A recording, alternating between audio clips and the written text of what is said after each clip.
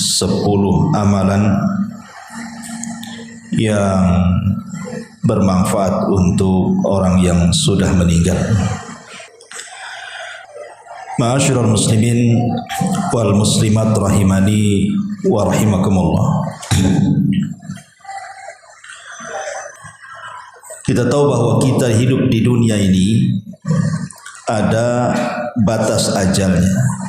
Likulli ummatin ajal. Setiap umat itu ada batas waktunya, kata Allah. Fa idza jaa ajaluhum la yastakhiruna sa'atan wa la yastaqdimun.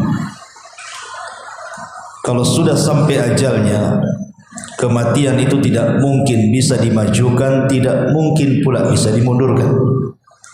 Artinya pas waktunya. Tetapi yang namanya kematian itu sebuah rahasia yang Allah rahasiakan. Tidak ada satupun manusia yang tahu kapan kematiannya kecuali para nabi. Karena para nabi itu diberikan pilihan oleh Allah Subhanahu wa taala untuk hidup terus ataukah mereka diwafatkan. Tapi selain para nabi, tidak ada manusia yang dihabarkan kematiannya, dan tidak ada tanda-tanda yang jelas soal orang itu kapan matinya. Kalau ada orang mengatakan bahwa orang yang sakit parah itu dekat dengan kematian, tidak juga. Banyak orang yang sudah puluhan tahun terbaring stroke, kemudian tiba-tiba yang mati bukan yang stroke, yang jaganya yang mati itu kecapean. Yang stroke-nya udah karuan capek gitu. Yang jaganya pula mati duluan. Mungkin yang stroke-nya masih muda, yang jaganya udah nenek-nenek. Apalagi kalau kita melihat sensus hari ini, kematian di zaman sekarang jadi tidak mengenal usia. Kematian di zaman sekarang ini tidak mengenal usia. Kalau dulu, zaman dulu umumnya ya, walaupun tua itu bukan tanda mati, tapi umumnya orang tua itu sudah dekat dengan kematian. Karena umat Muhammad sallallahu alaihi wasallam ini terbatasi usianya. Dekat-dekat usia nabinya.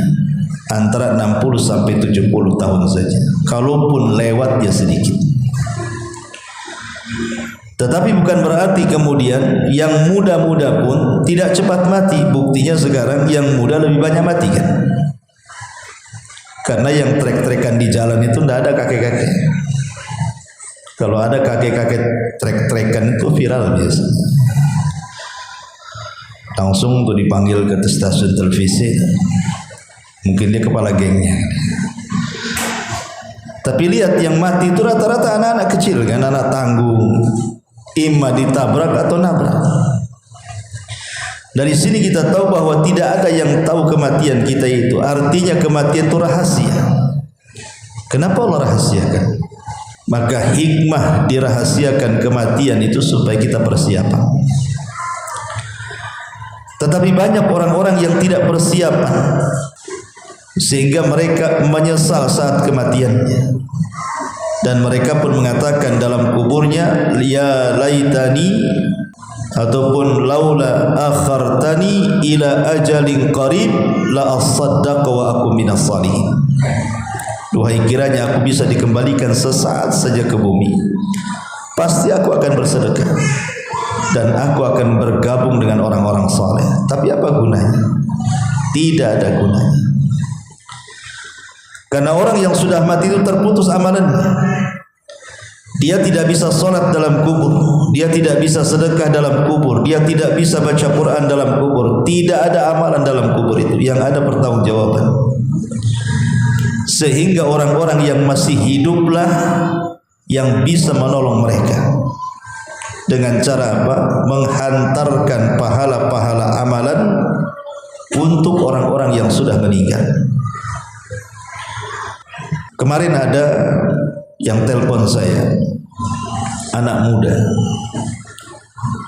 dari Aceh, dari mana? Dia telepon saya. Pas nelpon kok nangis dia, nangis gitu ya. Saya bilang, ada apa kau nangis?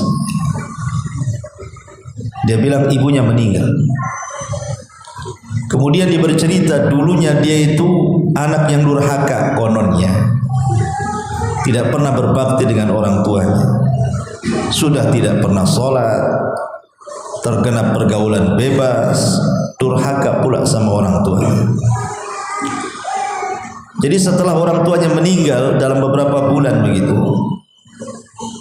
Allah Subhanahu wa taala berikan hidayah, dia hijrah. Mulai dia sholat, ngaji, tahu pula bagaimana hukum birrul walidain. Disitulah dia terasa.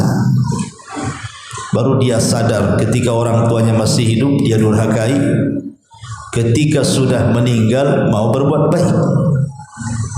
Itulah kadang-kadang kita seperti itu.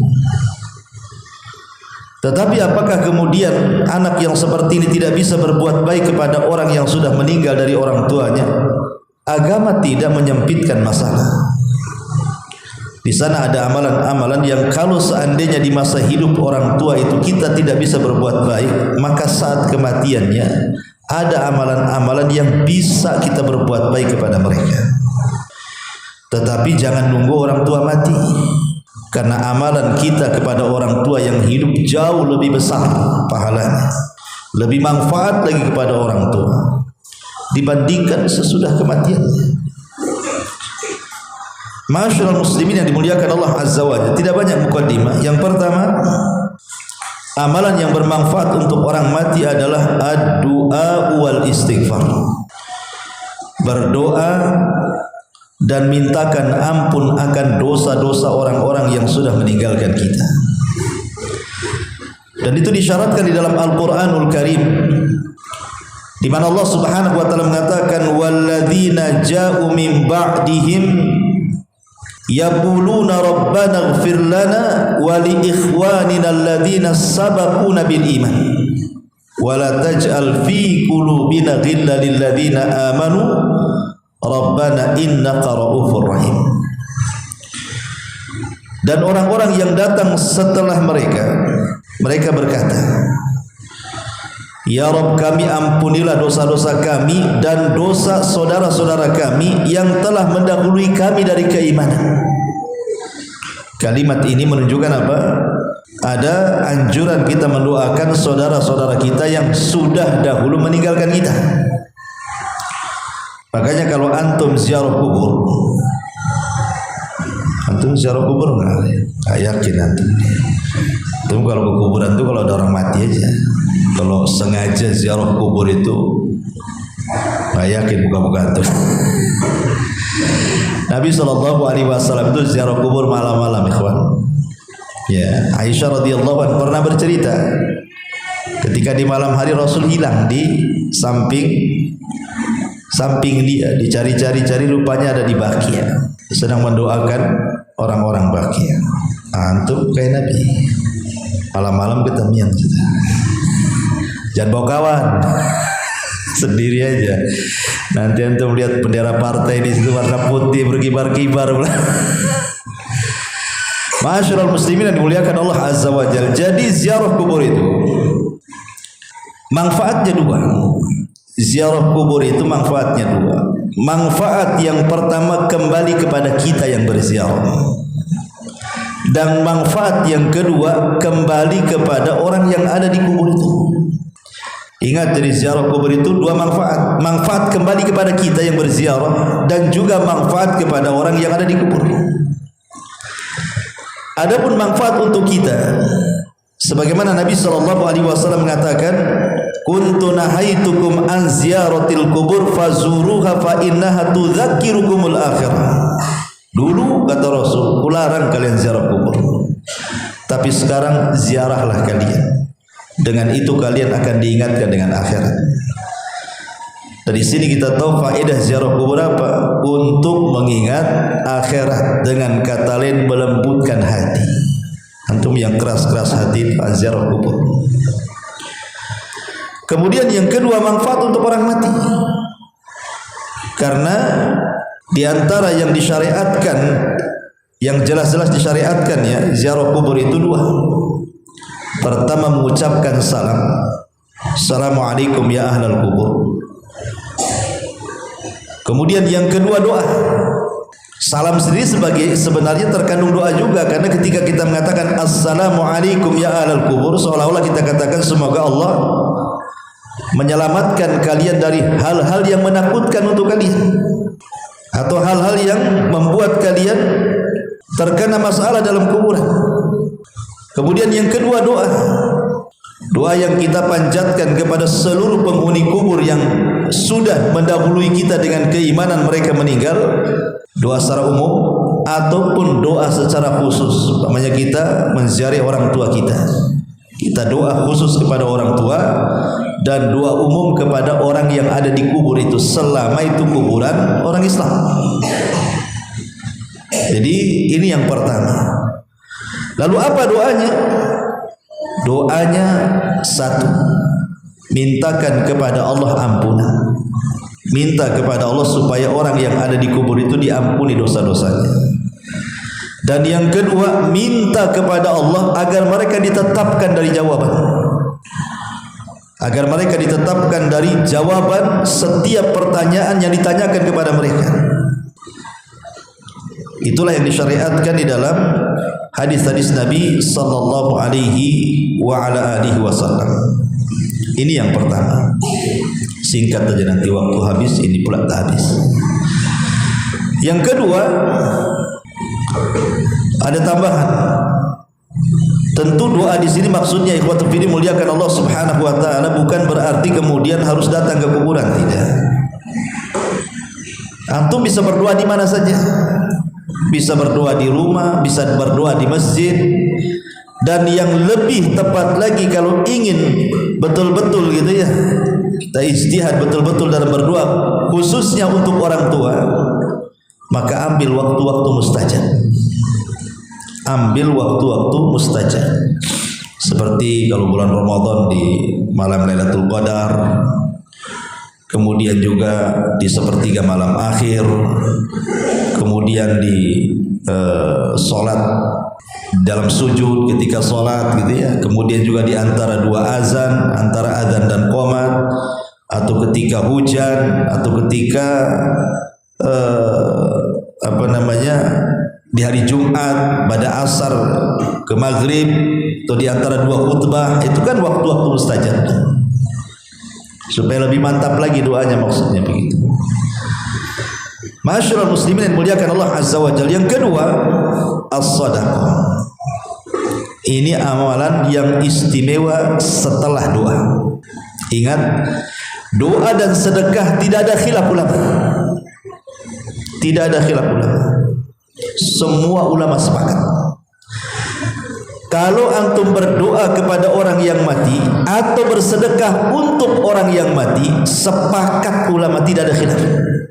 Itulah amalan paling afdal untuk orang mati.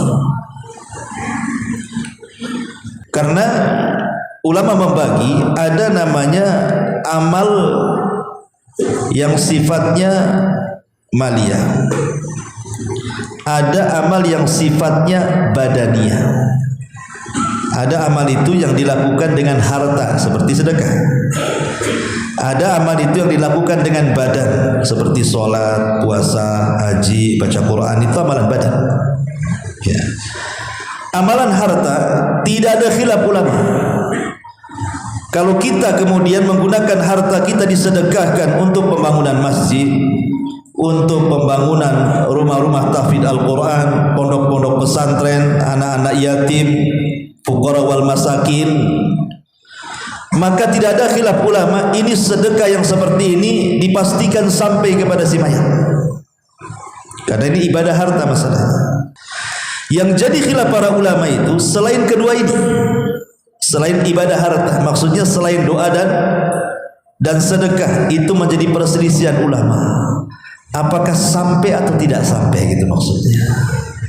Walaupun jumhur ulama, mayoritas para ulama mengatakan sampai, tapi ada sebagian ulama mengatakan tidak sampai.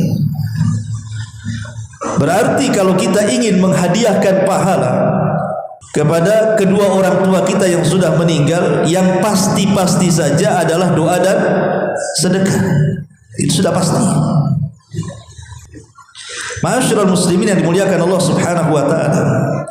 Adapun dalil sedekah ini riwayat Ahmad dan Muslim dari hadis Abi Hurairah radhiyallahu anhu. Anna rajulan qala lin Nabi sallallahu alaihi wasallam, "Inna abi mata wa taraka malan wa lam yusir." Wahai Abu Hurairah mengatakan, seorang laki-laki berkata kepada Nabi sallallahu alaihi wasallam, "Ya Rasul, bapakku meninggal dan meninggalkan harta, dan dia tidak berwasiat." Dia tidak berwasiat. Seandainya aku sedekahkan harta ini, apakah sampai kepada bapakku yang meninggal? Kata Nabi SAW, "Na'am, ya, sampai." Kemudian dalam hadis yang lain, hadis Sa'd bin Ubadah yang meninggal ibunya, dengan mengatakan bahwa, "Ya Rasulullah, inna ummi matat, sesungguhnya ibuku meninggal. Afa atasaddaqu anha? Apa atasaddaqu anha? Apakah aku perlu sedekah untuk ibuku yang sudah meninggal itu?" Maka Nabi SAW mengatakan, "Na'am, ya." Tegas Nabi SAW mengatakan, "Iya." Dari sini sedekah ini adalah amalan yang paling afdal setelah doa kalau ingin menghantarkan pahala kepada orang yang sudah meninggal. Ini yang nomor 2. Yang nomor 3 dan seterusnya sampai nomor 10 ini yang jadikan perselisihan ulama, sampai atau tidak sampai. Walaupun sekali lagi jumhur mayoritas para ulama mengatakan sampai. Kemudian yang nomor 3 adalah as-saum, puasa. Berdasarkan riwayat Bukhari Muslim dari Ibnu Abbas radhiyallahu anhuma, ja'a rajulun ila Nabi sallallahu alaihi wasallam. Seorang laki-laki datang kepada Nabi sallallahu alaihi wasallam mengatakan, "Ya Rasulullah, inna ummi matat, ibuku meninggal wahai Rasul. Wa 'alaiha saumu syahrin." Dia punya hutang puasa Ramadan. Afa aqdihi anha? Apakah saya perlu mengqadha puasanya? Perlu enggak saya qadha puasanya? Maksudnya apakah sampai kalau saya qadha puasa ibuku tuh yang meninggal tuh?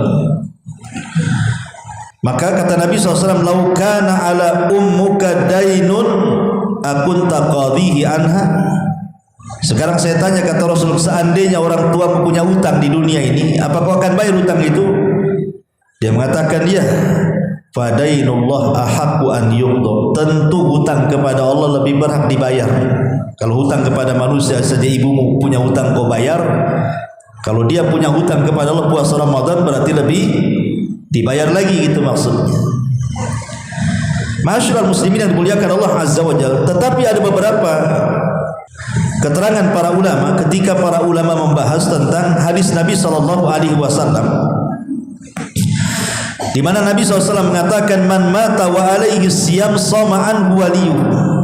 Barang siapa yang mati dan dia punya hutang puasa, maka wali yang mempuasakan, ahli waris yang mempuasakan. Apakah yang dimaksud orang yang mati kemudian berpuasa ini? Maksudnya puasa nazar. Karena ada sebagian ulama mengatakan yang dimaksud puasa nazar, Ramadan tidak masuk. Tetapi ulama yang lain mengatakan tidak, hadis ini umum. Berarti puasa apapun, apakah puasa Ramadan, apakah puasa kafarah, apakah puasa nazar, berarti masuk dalam hadis Nabi sallallahu alaihi wasallam, "Man mata wa alaihi siyam sama anhu waliyuh." Kecuali puasa sunnah. Kalau puasa sunnah ya tidak perlu diqadha. Pokoknya ibunya tidak pernah Senin Kemis, antum buatkan Senin Kemis. Nah, berapa tahun kan puasa sunnah? Ini kan puasa wajib maksudnya. Bukan bicara puasa sunnah tidak ada ya. Dan itu yang rajih wallahu a'lam. Cuman para ulama mengatakan dilihat Kalau seandainya orang tuanya sebelum meninggal itu memang orang tuanya sudah sakit parah dan tidak diharapkan kesembuhannya, atau ketika dia meninggal dia dalam kondisi safar, kemudian sakit parah, kemudian meninggal, ataupun dia sudah tua kan, sudah tua banget gitu ya, kemudian sakit kemudian meninggal, maka yang seperti ini kalau seandainya dia tidak puasa Ramadan, bukan diganti dengan puasa, tapi diganti dengan fidyah.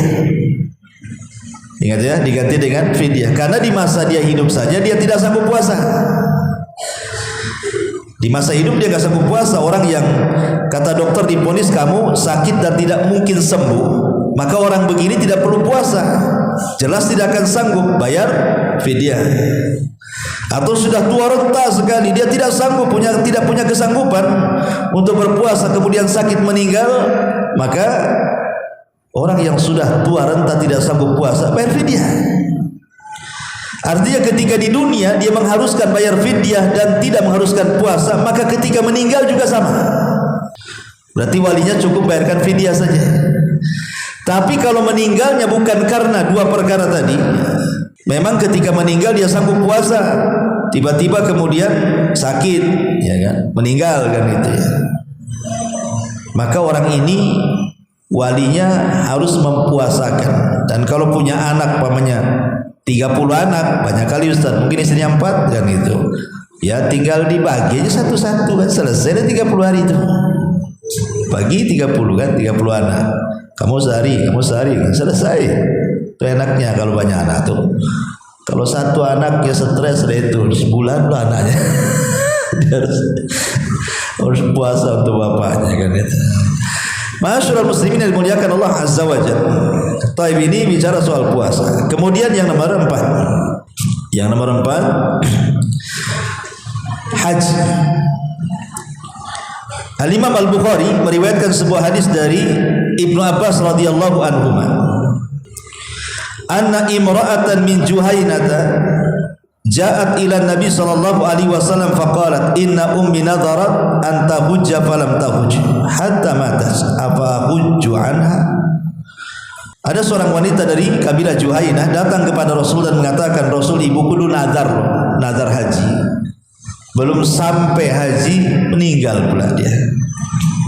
Apakah saya boleh menghajikan ibuku? Boleh enggak saya menghajikan ibuku?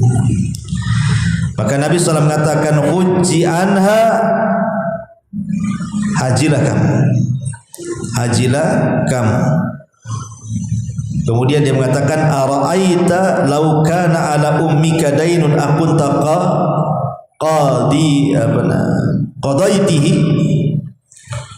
Bagaimana sekiranya anggaplah orang tua masih hidup, kemudian punya utang uang, kau bayar enggak?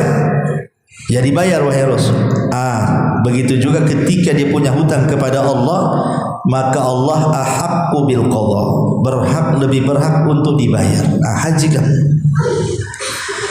Masyaallah muslimin yang muliakan Allah Subhanahu wa taala, permasalahan haji ini juga perlu diketahui ya. Ada dua permasalahan yang perlu antum tahu. Yang pertama, kalau seandainya orang yang meninggal, orang tua yang meninggal ini, kita punya orang tua meninggal kemudian bernazar haji.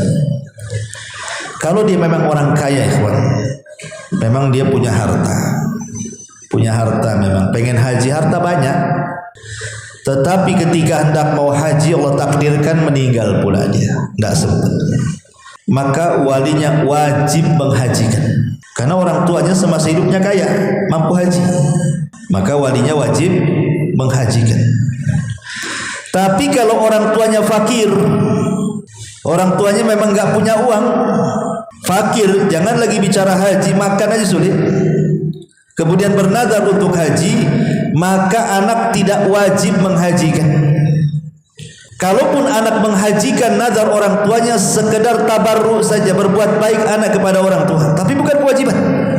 Itu paham ya? Jadi kalau seandainya selama orang tuanya kaya, banyak duit, meninggal, nazar haji, wajib anaknya menghajikan.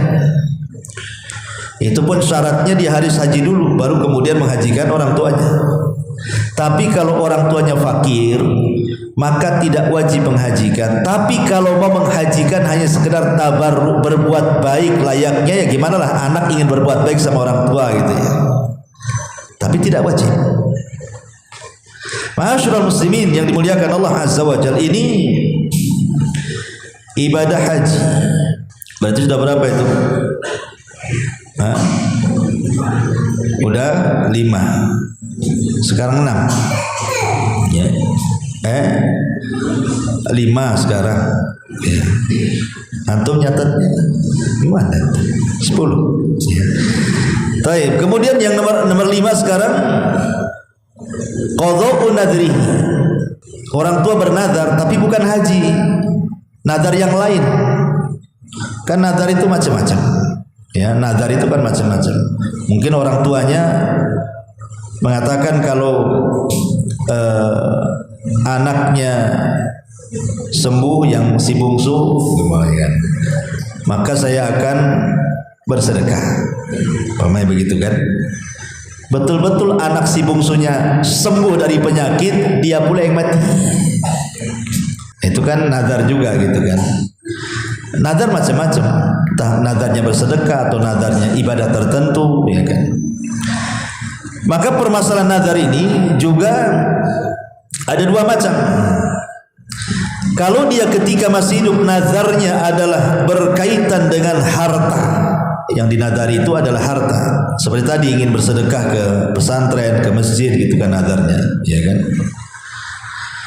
Maka ulama mengatakan anak harus mengikuti nazar orang tuanya. Anak harus mengikuti nazar orang tuanya. Jadi dilaksanakan nazarnya, tetapi diambil dari harta waris orang tuanya. Ingat ya, diambil dari warasah, diambil dari harta orang tuanya. Kalau dia ingkana taraka malan, kalau dia meninggalkan harta, karena ini bagian daripada hutang masalahnya kan. Maka anak ambil sebelum dibagi warisnya, maka harta warisan dipotong dulu, dibayarkan nazar orang tuanya. Ini masuk ke dalam hutang. Sisanya baru dibagi-bagi ahli waris. Ya. Ma'asyiral muslimin yang dimuliakan Allah Subhanahu wa taala.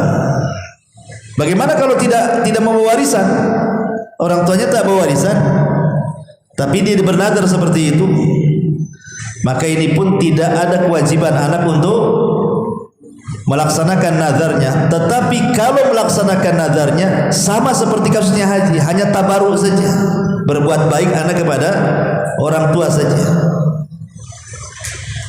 Ma'asyiral muslimin yang dimuliakan Allah Subhanahu wa taala. Kemudian yang kedua, kalau nazarnya adalah bukan berupa harta, tetapi dalam bentuk ibadah mahdhah. Ibadah mahdhah itu seperti puasa, haji, itu namanya ibadah mahdhah, ya. Ma'asyiral muslimin yang dimuliakan Allah Subhanahu wa taala, maka ulama mengatakan amma idza kana hadzal nadhru ibadatan an saumin aw hajjin aw ibadati mahdhatin fa innahu yutlabu min walihi an yaqdiya anhu atau an yuqda anhu. Kalau memang sifatnya ibadahnya bukan ibadah harta tapi ibadah badan, maka ulama mengatakan maka walinya harus melaksanakan nazar orang tua, ya. Makanya Imam Bukhari membuat bab namanya man mata wa alaihi nadhr, barang siapa yang meninggal dan dia punya nazar. Ma'asyiral muslimin yang muliakan Allah Subhanahu wa taala, ya tentu ini kembali ke kemampuan. Pamannya nazar haji, anaknya miskin semua.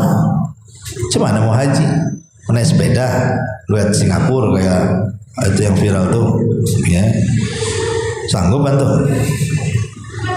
Jadi itu pun tidak benar juga haji naik sepeda. Itu kan kalau ada apa-apa di jalan, ya kan. Nah, haji itu kan sesuai kemampuan ya kawan. Fattaqullaha mastata'tum, begitu. Bertakwa semampu kalian. Alhamdulillah selamat, ya kan. Kalau nggak selamat di jalan, gimana kan itu? Pergi sepeda beda lain dengan mobil. Ya, mobil tuh hujan tak kehujanan, panas kepanasan. Sepeda ini sepedanya kehujanan, kepanasan kan itu, debu macam-macam. Ya kita hargailah orang-orang yang kesana, tapi nggak perlu antum tiru lah. Jangan ke Mekah, antum ke Jabal Uhud aja ngos-ngosan sepeda. Ketiban dari sini ngos-ngosan. Kemudian yang keenam, kurban. Kurban sering saya jelaskan. Kurban ini juga menjadi khilaf ulama sebenarnya ya, karena hukum kurban sendiri sudah muakkadah. Ada yang mengatakan bahwa boleh orang berkurban itu diniatkan untuk orang yang meninggal dan akan sampai pahalanya. Ini mazhab Hanafi dan mazhab Hambali. Kemudian yang kedua, tidak sah korban diniatkan kepada orang mati kecuali kalau berwasiat. Kalau berwasiat ya. Tapi kalau tidak berwasiat, antum beli kambing main gorok kemudian kita hadiahkan orang tuanya kepada orang mati, tidak akan sampai. Kata pendapat yang kedua. Karena dikatakan Imam Nawawi sendiri, mazhab Syafi'i mengatakan dalam kitab Al-Minhaj itu, wala tadhiyata anil ghair bi ghairi idni, dan tidak dianggap kurban untuk orang lain tanpa izinnya. Lah dia kan tidak berwasiat, sementara dia sudah meninggal. Macam mana caranya izin sama orang yang sudah meninggal? Datang ke kuburannya, Bu, izin ya, saya mau korban untuk ibu. Kata ibunya, ya, katanya. Gimana? Gak mungkin juga kan itu. Sehingga sebagian ulama pendapat yang kedua, kecuali kalau memang dia berwasiat. Kalau nggak berwasiat, tak perlu, nggak sampai. Kemudian pendapat yang ketiga, makruh hukumnya. Dan ini mazhab Malikiyah. Mazhab Malikiyah mengatakan makruh. Tetapi Allahu a'lam bahwa berkurban itu kita ambil pendapat Al-Imam Ibnu Utsaimin dan yang lainnya sampai pahalanya, tapi dengan cara disyarikatkan. Jadi kurban ini niatkan ini untuk kurban saya, kurban keluarga saya plus orang tua saya yang sudah meninggal. Nah, itulah baru sampai. Maksudnya biar keluar daripada khilaf ulama. Tapi kita tidak mengingkari ada ulama yang membolehkan mengkhususkan kurban untuk orang mati. Ini masalah masalah fikih kan itu. Wallahu a'lam. Kemudian yang nomor 8. Nomor 7. Biar cepat. Kemudian nomor 7, hutang uang maksudnya. Ma'asyiral muslimin yang dimuliakan Allah Azza wa Jalla, Abu Hurairah radhiyallahu anhu meriwayatkan sebuah hadis, nafsul mu'min mu'allaqatun bidainihi hatta yuqda anhu. Jiwa seorang mukmin itu tergadaikan dengan hutangnya sampai dilunasi. Ma'asyiral muslimin yang dimuliakan Allah Azza wa Jalla, membayarkan hutang bagi ahli waris itu hal yang sangat dianjurkan. Jadi kalau orang tua kita punya hutang semasa hidupnya, maka ahli waris harus membayarnya. Tapi sekali lagi, di sini orang tua ada dua. Ada orang tua semasa hidupnya dia kaya, sehingga ketika dia meninggal, dia meninggalkan harta banyak. Maka sebelum harta itu menjadi harta waris, sisihkan untuk hutang, bayar kepada hutang orang tuanya. Ini yang pertama. Tapi kalau orang tuanya kere, miskin, meninggal, tiba-tiba kemudian punya hutang banyak, apa yang mau dibayar, warisannya pun tak ada. Terpaksalah akhirnya dari harta anak-anaknya sendiri yang dicari sendiri, itulah yang dibayarkan kan? Kan begitu kan? Tetapi ini tidak wajib. Kalau tidak punya waris tidak wajib. Tapi kalau anak ingin membayarkan hutang orang tuanya dari kekayaannya yang ia cari sendiri, maka itu sifatnya kembali kepada tabarruk.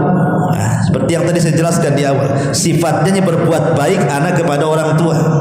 Karena ada hadis ini mengatakan, kasihan orang tua saya, gara-gara hutang akhirnya dia hutangnya sampai kuburan kan. Berarti kita kasihan sebagai anak, ingin birrul walidain, maka dibayarkan dengan harta kita untuk hutang orang tuanya. tapi tidak wajib. Yang wajib itu diambil dari harta waris. Paham sampai di sini? Taib, ya. Ini yang nomor 7. Kemudian yang nomor 8. Ma'asyiral muslimin yang muliakan Allah Subhanahu wa taala. Yang nomor 8 adalah hadis Nabi sallallahu alaihi wasallam, mimma yalhaqul mu'min min amalihi wa hasanatihi ba'da mautihi ilman allamahu wa nasharahu aw waladan salihan tarakahu aw mushafan warathahu aw masjidan banahu aw baitan banahu libni sabil aw nahran ajrahu aw sadaqatan akhrajaha min malihi fi sihhatihi wa hayatihi talhaquhu min ba'di mautihi, yang akan mengantarkan amalan kepada orang yang beriman setelah kematiannya.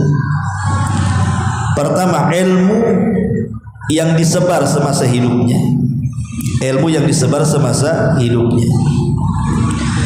Yang kedua, anak soleh yang ditinggalkannya. Yang ketiga, mushaf yang diwakafkannya. Yang keempat, masjid yang dibangunnya. Yang kelima, rumah singgah bagi ibnu sabil.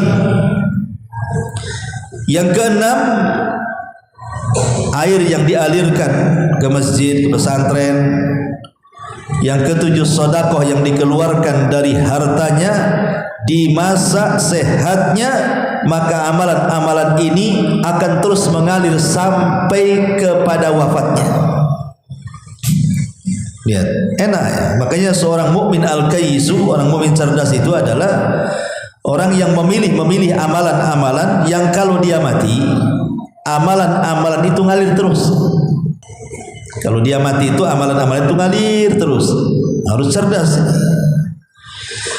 Ma'asyiral muslimin yang muliakan Allah Azza wa Jalla. Ini yang nomor 8. Nomor 9-nya hadis dari Abu Hurairah yang ma'ruf, kita sering dengar. Idza mata ibnu Adam in qata'a amaluhu illa min salatin sadaqatin jariyah aw ilmin yuntafa'u bihi aw waladin salihin yad'ulahu. Apabila anak Adam meninggal dunia, tidak terputuslah amalannya kecuali 3 perkara: sedekah yang mengalir, ilmu yang bermanfaat, anak soleh yang mendoakannya. Ya, hadis ini juga mungkin masuk juga pada hadis yang ke-8 kan. Tetapi yang jadi polemik para ulama adalah yang terakhir, yang nomor 10, tentang baca Quran. Sudah sedikit saja masalah baca Quran. Ulama berselisih pendapat tentang menghadiahkan bacaan Al-Quran, entah surah Al-Fatihah, entah Al-Baqarah, entah apa, terserah, yang penting Quran kan itu. Ya. Antum harus membedakan antara baca Quran di kuburan dengan mengirimkan pahala bacaan Quran untuk orang yang dikubur. Kan beda tuh. Kalau antum baca Quran datang ke kuburan, itu beda. Ya, dengan antum baca di rumah, baca di masjid, menghadiahkan pahala Quran ke orang yang dikubur. Adapun baca Quran di kuburan, wallahu a'lam, saya tidak pernah mendapatkan dalilnya. Ya, tidak mendapatkan dalilnya. Yang jadi khilaf para ulama itu adalah kalau antum baca Quran di masjid, di rumah, kemudian dihadiahkan pahalanya untuk orang mati. Ini yang menjadi khilaf para ulama. Ada yang mengatakan sampai, ada yang mengatakan tidak sampai. Ada yang mengatakan sampai, ada yang mengatakan tidak sampai. Tapi ranahnya tidak sampai bid'ah. Kenapa? Karena ini masalah furu'. Masalah furu'. Ya. Tetapi maksudnya begini ikhwan, yang dibolehkan para ulama itu adalah tawassul dengan amal soleh. Tawassul dengan amal soleh begini, umpamanya saya baca surah Al-Fatihah atau Al-Baqarah atau Al-Imran. Antum baca dulu Qurannya. Sudah selesai, kemudian saya katakan, ya Allah, jika dalam membaca tadi aku dapat pahala dari bacaan itu, maka aku kirimlah pahala itu untuk orang tua saya.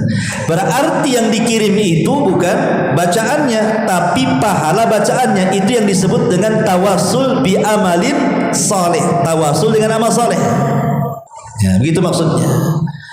Ya, bukan saya kirimkan surat ini ke yang sudah meninggal, bukan begitu. Tetapi selepas baca Quran kemudian kita katakan seperti itu. Lah ini yang kemudian menjadi khilaf ulama, apakah sampai atau tidak sampai, kan begitu. Ada yang mengatakan sampai, ada yang mengatakan tidak sampai. Tapi kalau tawasul dengan amal soleh seperti itu, maka tidak ada masalah. Karena ahli sunnah wal jamaah ketika membagi masalah tawasul, salah satunya adalah tawasul masyru'. Tawasul yang disyariatkan itulah tawasul menggunakan amal soleh, dan membaca Quran bagian daripada amal soleh.